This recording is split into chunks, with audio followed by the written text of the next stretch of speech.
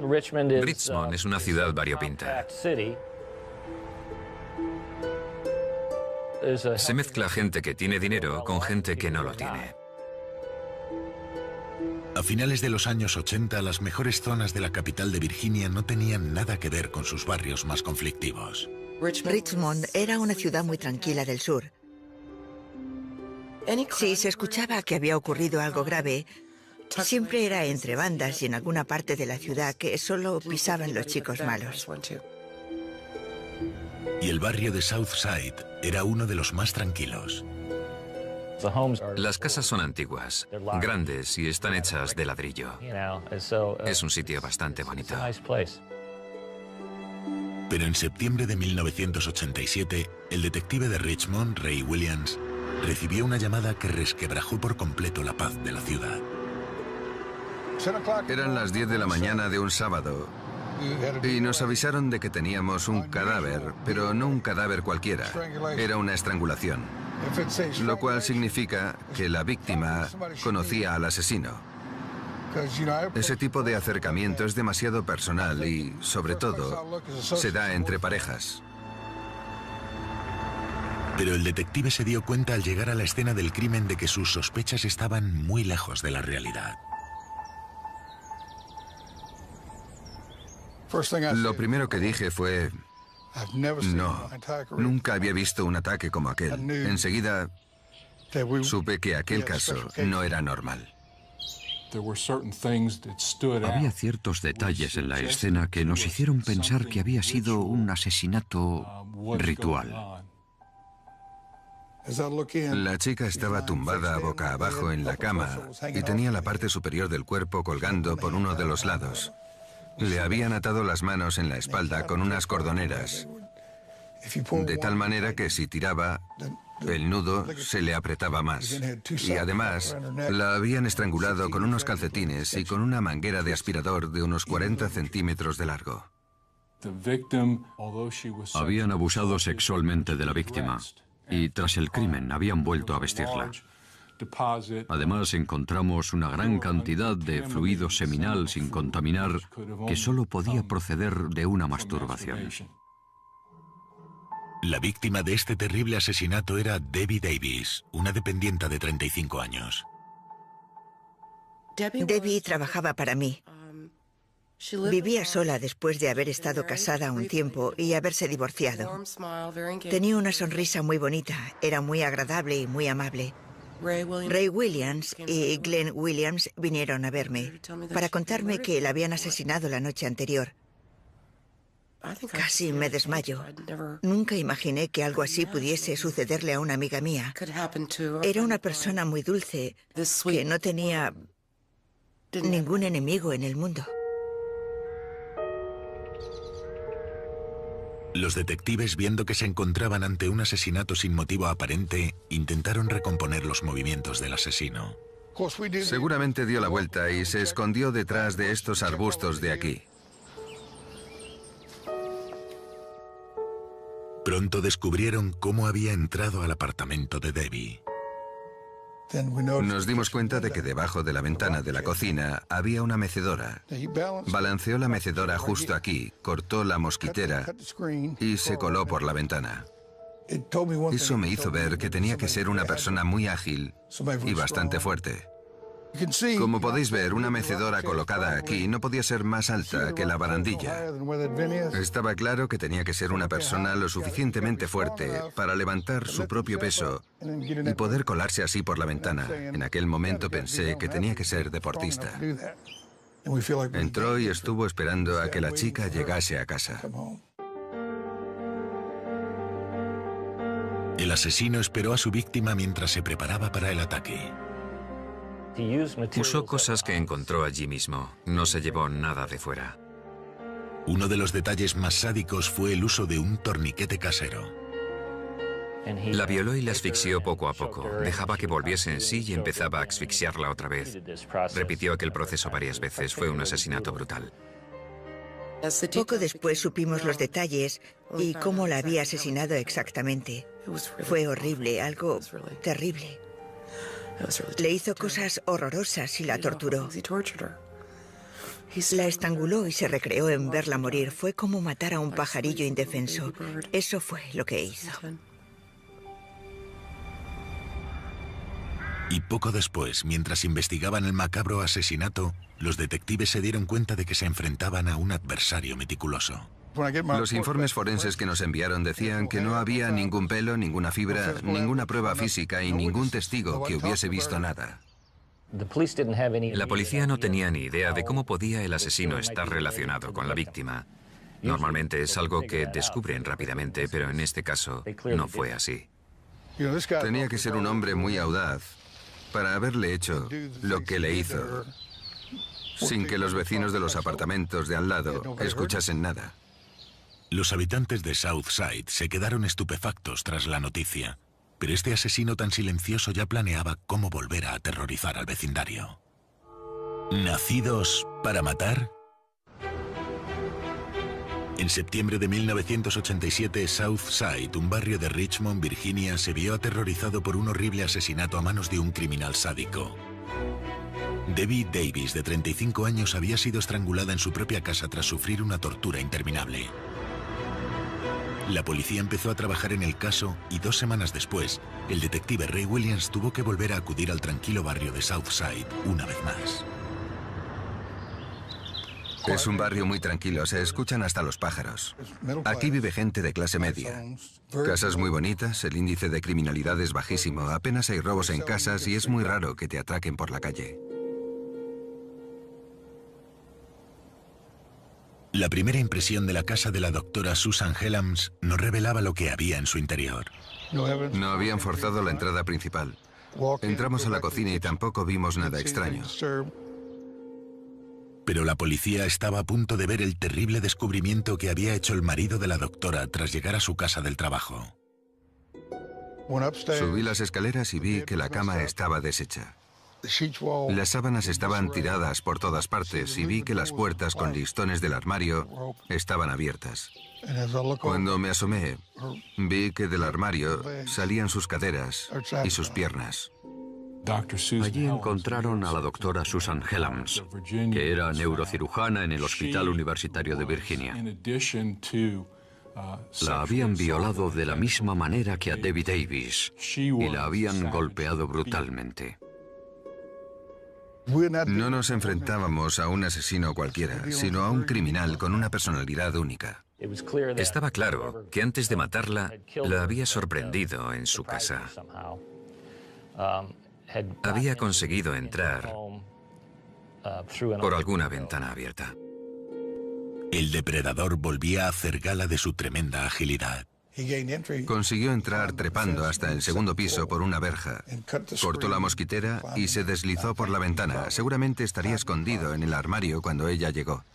Dejó que se quitase los pendientes, que se quitase el reloj, que lo dejase todo en una mesa y después la atacó.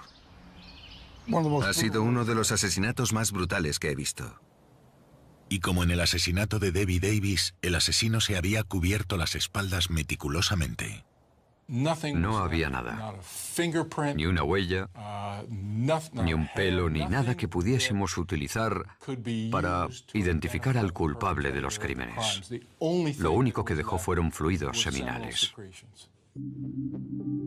Los investigadores quedaron horrorizados al volver a ver el terrible torniquete casero.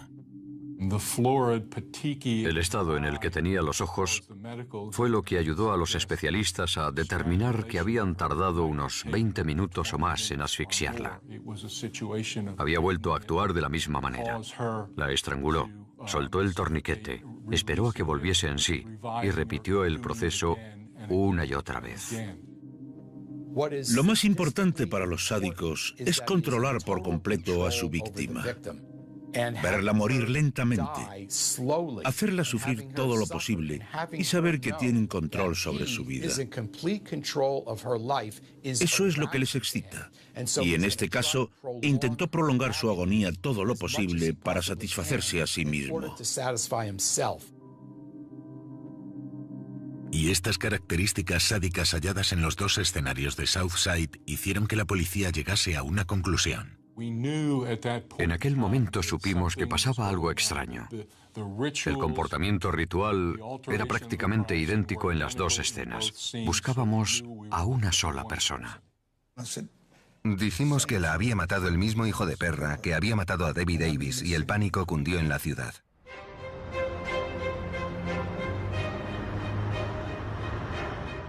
Todo cambió en Richmond cuando dijeron que se trataba de un asesino en serie.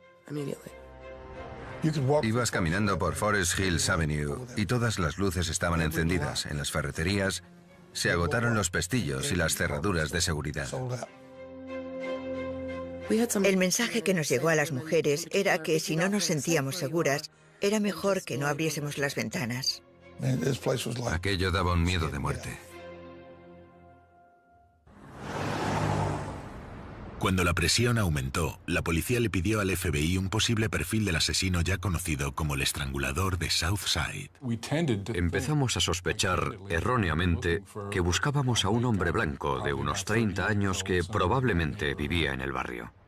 Sabíamos que era una persona solitaria, que no le había hablado a nadie de los crímenes y que salía de caza por las noches.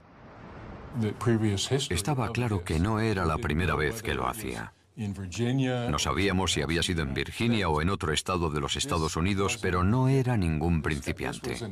Tenía experiencia en ese tipo de cosas. Poco después de empezar a investigar, la policía halló una pista. Sorprendentemente, las víctimas estaban relacionadas entre sí. Debbie Davis trabajaba como dependiente en la librería de un centro comercial. Y cuando empezamos a investigar, descubrimos que la doctora Susan Helens había comprado libros en aquel establecimiento y que le había pagado a Debbie Davis con un cheque. Las dos víctimas frecuentaban el centro comercial de Cloverleaf, en el cercano condado de Chesterfield. La zona de tiendas siempre estaba llena de gente. Entrabas al centro comercial y dentro había un sinfín de establecimientos. El popular centro comercial siempre estaba abarrotado de compradores, pero entre toda esa gente había una figura solitaria que pasaba desapercibida. Timothy Spencer, de 25 años, era una persona desconocida para la mayoría de habitantes de la zona. Estaba a más de 150 kilómetros de su casa en Arlington, Virginia. Vivía en un barrio muy tranquilo de Washington, D.C. Arlington es lo que se conoce como ciudad dormitorio. Es una zona más bien residencial. Había zonas mucho más peligrosas que otras. Eso es algo bastante normal en los barrios de las afueras de cualquier ciudad importante. Timothy Spencer había nacido en 1962 y había crecido en el barrio de Green Valley. Había una pequeña calle sin salida que terminaba justo aquí. Yo diría que era un barrio de gente humilde. Pero había zonas en las que llevaba muchos años viviendo gente muy trabajadora. Su madre y su padre tenían estudios, 2 buenos trabajos y estaban divorciados. La madre de Spencer siempre estaba muy ocupada cuidando de sus hijos tras el divorcio. Mi madre era la mejor madre del mundo. Nos lo daba todo y pasaba mucho tiempo con nosotros. Nunca nos faltó de nada y vivíamos en una familia bien estructurada. Como hermano mayor, Timothy también cuidaba de su hermano pequeño. Una Navidad me regalaron una bici naranja con ruedines y él salió conmigo a la calle para estrenarla. Lo primero que me dijo fue que tenía que quitarme los ruedines.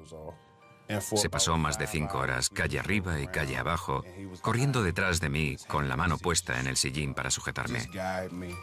En un momento dado me estrellé contra un coche.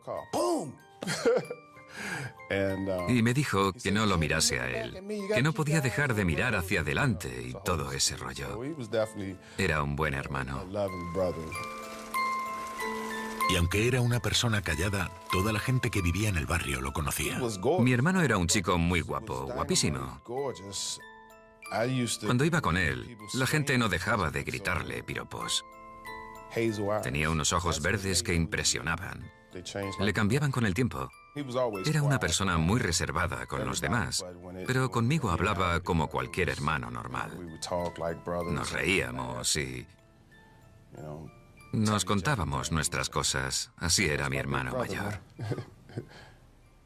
Alguien que destaca por su belleza o por ser especial de alguna manera suele estar acostumbrada a que la gente lo trate de una forma muy concreta. Si además resulta que es narcisista, es posible que acabe exigiendo esa especie de trato de favor. Y también es posible que se enfade si no lo recibe. Pero Spencer no consiguió adaptarse a la situación y su comportamiento empezó a cambiar durante sus años en el instituto. Era mal estudiante y una persona bastante difícil. Se notaba que era inteligente, pero no se esforzaba para nada. En un momento dado, cuando tenía unos 12 años, empezó a orinar y a defecar en las zonas comunes del instituto. Pero las acciones rebeldes de Timothy no quedaron ahí. También desarrolló una especie de piromanía. Estamos muy cerca de una de las calles sin salida en la que quemó un coche. La piromanía es un trastorno que le da a estos individuos una sensación de control, de poder y de dominación increíbles. Con una cerilla pueden quemar todo un edificio o un coche. Y este tipo de poder es muy estimulante para ellos. 13 años después tenían lugar 2 estrangulamientos terribles en el barrio de Southside, en Richmond. Y el asesino se preparaba para volver a atacar a las afueras de la ciudad. Diane Shaw era una niña de 15 años que, si no recuerdo mal, vivía en el condado de Chesterfield. La joven era una excelente estudiante que estaba decidida a estudiar medicina. El 21 de noviembre pensaba pasar parte de la noche estudiando frente al ordenador, en su habitación. Creo que fue un sábado cuando me llamaron de Chesterfield para decirme que habían estrangulado a una niña de 15 años, de la misma manera que lo habían hecho con las otras 2 víctimas. Cuando el detective de Richmond llegó a la casa de Cho, se quedó muy sorprendido por la audacia del criminal. Su hermano estaba en la habitación de al lado y sus padres también estaban en casa cuando se coló. Entró, le puso cinta adhesiva, le ató las muñecas y todo eso. La violó y la estranguló en su dormitorio. El ágil asesino había entrado en mitad de la noche a través de una ventana, al igual que en sus anteriores asesinatos. Estuvo bastante tiempo con ella, pero al parecer no hizo el suficiente ruido como para despertar a los padres que estaban en casa. Le habían envuelto con una sábana sus partes íntimas. Que un criminal coloque a sus víctimas de una manera concreta significa que le da mucha importancia a la escena del crimen y que quiere darle al asesinato un toque especial que le hace sentir poderoso, incluso al recordarlo. Los casos anteriores habían hecho pensar al departamento de perfiles del FBI que se trataba de un hombre blanco. Pero un descubrimiento en esta última escena sugirió todo lo contrario. Se dejó un pelo enrollado dentro de una de las sábanas y cuando lo analizaron, nos dijeron que lo más probable era que perteneciese a un individuo negro. Lo que no imaginaban los detectives era que el asesino pensaba actuar de nuevo mientras ellos seguían esa nueva pista. ¿Nacidos para matar? Durante el otoño de 1987, la próspera ciudad de Richmond, en Virginia, sufrió el azote de un asesino en serie.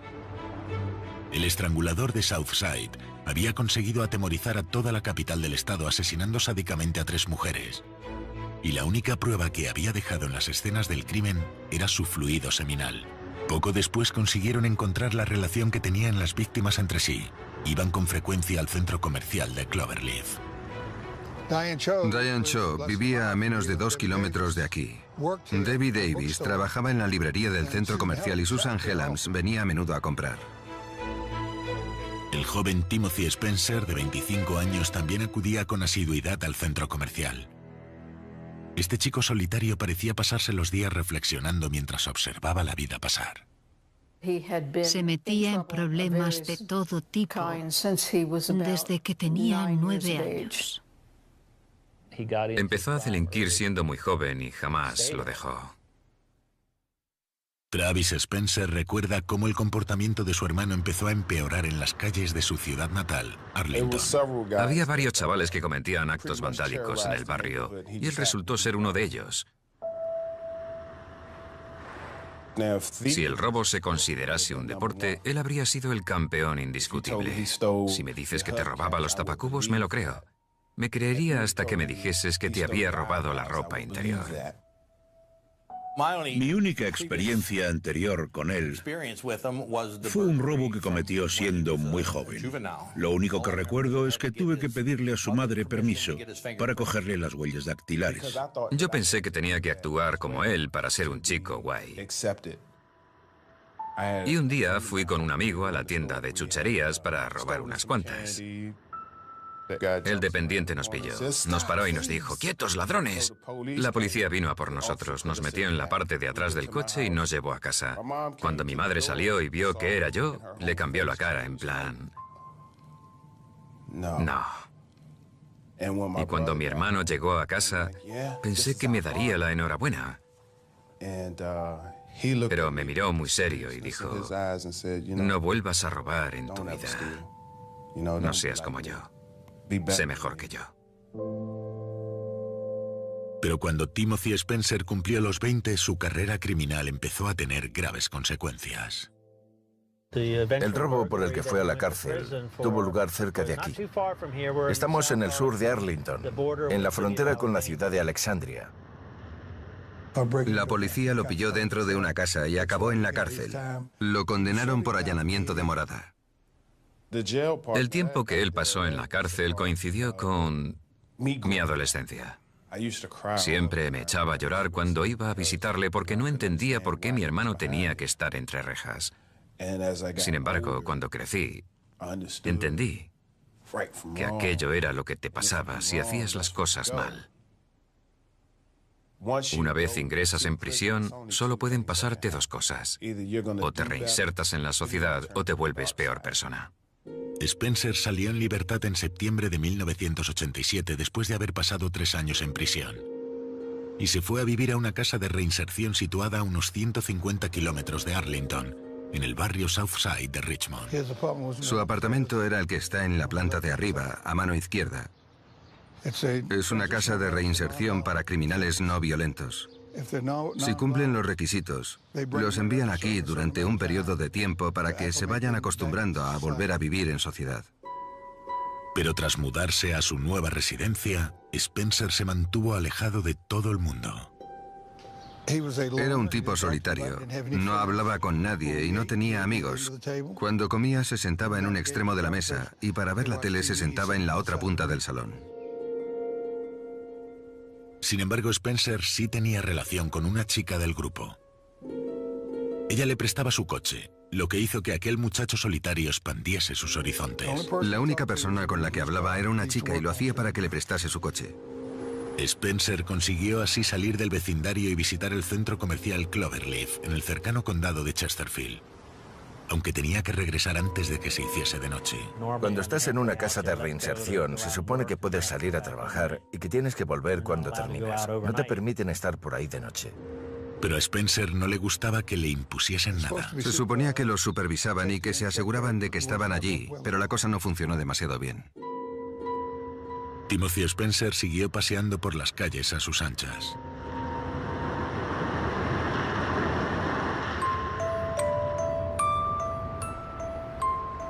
Mientras los habitantes de Richmond vivían atemorizados por culpa del estrangulador de Southside, los de la ciudad de Arlington, a unos 150 kilómetros al norte, vivían tranquilos pensando que aquello no iba con ellos.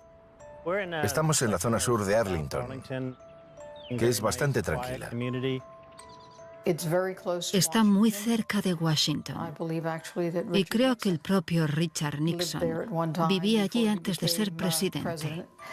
Es un lugar muy agradable en el que vivir y con un índice de criminalidad bajísimo. La última semana de noviembre llegó rápidamente y la comunidad empezó a prepararse para celebrar el fin de semana de Acción de Gracias. Una de esas personas era la editora Susan Tucker. Susan era una joven profesional de complexión más bien menuda. Era una persona tranquila y bastante ocupada. No tenía mala relación con nadie y se llevaba bien con todo el mundo. Aquel día estaba sola en casa porque su marido se había ido a un viaje de negocios. Con Acción de Gracias a la vuelta de la esquina, 2 detectives de Arlington tuvieron que acudir a casa de Susan, en el barrio de Fairlington. Mi compañero Joe Borgas y yo estábamos fuera de servicio cuando nos llamaron. En cuanto llegamos, detectamos un punto de entrada sospechoso. Una ventana del sótano. Debajo de la barandilla de metal hay una ventana pequeña que sirve para ventilar el cuarto de la colada, que está en el sótano. Habían estado rebuscando por todas partes. Justo al final de las escaleras había un bolso y su contenido estaba esparcido por todas partes. Los detectives subieron a la primera planta y descubrieron una escena que jamás olvidarán. Susan Tucker estaba tumbada en la cama desnuda y con las manos atadas a la espalda. Tenía una cuerda que le ataba los pies y las manos al cuello. Murió estrangulada. El cuerpo de la señora Tucker no se halló hasta varios días después, así que eso fue un factor añadido al horror de la escena del crimen. Era una escena absolutamente terrible. Lo que mejor recuerdo es el potente olor que había por toda la casa. Y aquella terrorífica escena sacó a relucir otro elemento retorcido de los ataques. Había muchísima cantidad de semen esparcido por las sábanas y por otros lugares, por lo que pensamos que lo más probable era que se masturbase mientras las mataba.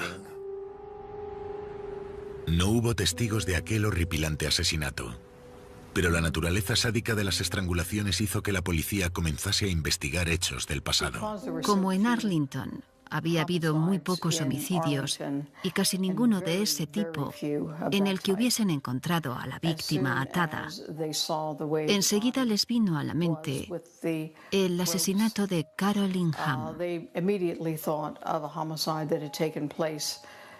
que había tenido lugar 3 años antes. Otro hombre de la zona cumplía condena en aquellos momentos por el asesinato, pero las coincidencias entre los 2 ataques eran más que evidentes. Así que los detectives empezaron a preguntarse si habían encarcelado al verdadero culpable. Carol Hamm fue hallada con una cuerda atada al cuello que pasaba por encima de una cañería y que estaba enganchada al parachoques de un coche. Además, también tenía las manos atadas a la espalda. Los investigadores también recordaron que había tenido lugar una serie de ataques sexuales sin resolver con características sádicas muy similares a las de los asesinatos de Carolyn Hamm y Susan Tucker. Sabíamos que había un violador por la zona que había entrado en varios domicilios. Lo llamaban el violador negro enmascarado. Era muy prolífico. Entraba a las casas de las mujeres con las cuerdas y esperaba a que llegasen. Seguro que era una situación terrorífica.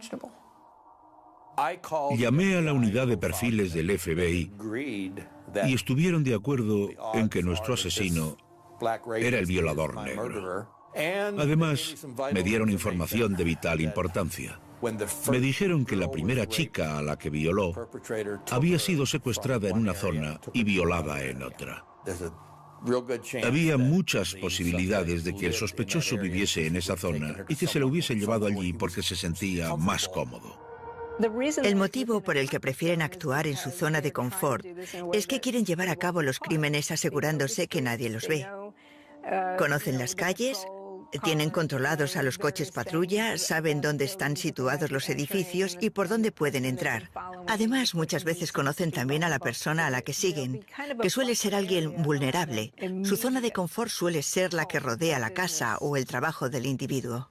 Los detectives de Arlington comenzaron a investigar y el abanico de sospechosos se redujo. Había un chaval que 5 o 6 años antes nos había vuelto locos con allanamientos de morada. Y de repente recordé que se llamaba Timmy. Timmy Spencer.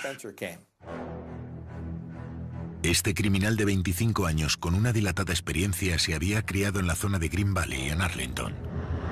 Y la casa de su familia estaba situada a poca distancia del sitio en el que tuvo lugar la primera violación en 1983. Los detectives enseguida comprobaron que el joven de Arlington acababa de salir de prisión. Llamamos a la oficina de libertad condicional y nos dijeron que vivía en una casa de inserción de Richmond. Fue entonces cuando empezamos a relacionarlo con todo lo ocurrido en Arlington y a atar cabos. Quedamos con el detective Ray Williams. Pronto llegaron a la conclusión de que Spencer podía ser el responsable de muchos casos más, aparte de aquellas violaciones y del asesinato de Carolyn Hamm. Los detectives de Arlington y de Richmond también comprobaron que había similitudes con otros asesinatos recientes que habían tenido lugar en ambos barrios. Y los movimientos de Timothy Spencer encajaban a la perfección. Todas sus firmas en la hoja de salidas de la casa de reinserción coincidían con cada uno de los asesinatos. Y no solo las firmas coincidían con todos los asesinatos de Richmond, sino que además había recibido un permiso o algo así para venir a Arlington por Acción de Gracias durante el fin de semana en el que asesinaron a Susan Tucker. Pero cuando los detectives se centraron en investigar a Spencer, descubrieron un patrón de conducta muy extraño. Lo que más se destacaba en el perfil del FBI era la piromanía. Los indicadores mostraban un aumento progresivo de la violencia. Empezó colándose en casas y más adelante se colaba y defecaba en ellas. Su comportamiento iba empeorando gradualmente. En algunas ocasiones se colaba en una casa, robaba un par de cosas y después entraba en la de al lado para esperar a que la mujer llegase. Es común que los agresores sexuales empiecen robando en casas. Es una especie de experimento personal para ver hasta dónde son capaces de llegar. Si ven que les gusta, pueden pasar de ahí a la violación o al abuso, después a la tortura sexual o incluso al asesinato. Cuando por fin tuvieron claro el perfil del sospechoso, los agentes decidieron detener a Spencer. Cuando llegó a la casa de reinserción estábamos en la calle esperándolo. Entramos, lo esposamos y nos lo llevamos a la comisaría. Estuve interrogándole durante 12 horas y no reconoció los hechos. Solo dijo, no sé de qué me estás hablando. Hablaba bastante bien y no usaba casi argot callejero. En algunos momentos me pregunté si habríamos detenido a la persona correcta, pero durante la mayor parte del tiempo estuvimos prácticamente seguros. Sin embargo, el autor de los crímenes había sido una persona cuidadosa y calculadora. Con las pocas pruebas que tenían en su contra, corrían peligro de que Spencer acabase en libertad. ¿Nacidos para matar? Tras investigar una serie de asesinatos sexuales en Virginia, los agentes de Arlington y Richmond tuvieron que unir fuerzas para poder arrestar a Timothy Spencer en su hogar de reinserción. Las sospechas de los detectives se basaban únicamente en las pruebas circunstanciales, pero unos avances de última hora en la ciencia forense les ofrecieron una ayuda inesperada. Si no recuerdo mal, fue el primer caso de asesinato en la historia de los Estados Unidos en el que se analizó el ADN. Aunque los agentes se enfrentaban a un adversario meticuloso, finalmente consiguieron cotejar las muestras de sangre de Spencer con los restos de semen hallados en las escenas de los crímenes. Lo arrestamos inmediatamente. Teníamos su ADN, así que lo enviamos a analizar. Todos estuvimos muy tensos hasta que llegaron los resultados. En aquel entonces, tuvimos que esperar varias semanas. Si el análisis no daba positivo y resultaba que Timothy Spencer no era culpable, nos íbamos a llevar un buen chasco. Pero dio positivo. Coincidía con el crimen de Arlington y con 2 de los 3 asesinatos de Richmond. Teníamos 3 casos con pruebas de ADN y por fin sabíamos quién era el verdadero culpable. Ahora solo teníamos que convencer al jurado. La policía siguió trabajando en el caso y se analizaron los movimientos de Spencer en el centro comercial Cloverleaf, lugar que 3 de las víctimas frecuentaban. Se pasaba horas y horas sentado en el centro comercial observando a todas las mujeres que pasaban. Se quedaba allí sentado mirándolas y nunca compraba nada. Era como un camaleón. Pasaba desapercibido y no molestaba a nadie. Está claro que fue muy meticuloso eligiendo a sus víctimas. En cuanto elegía una mujer, la seguía y observaba a qué tipo de tiendas entraba.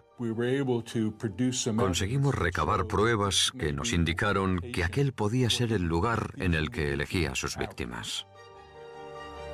Entre julio de 1988 y junio de 1989, Spencer se tuvo que enfrentar a los cargos por las violaciones y los asesinatos de 4 mujeres tanto en Arlington como en Richmond.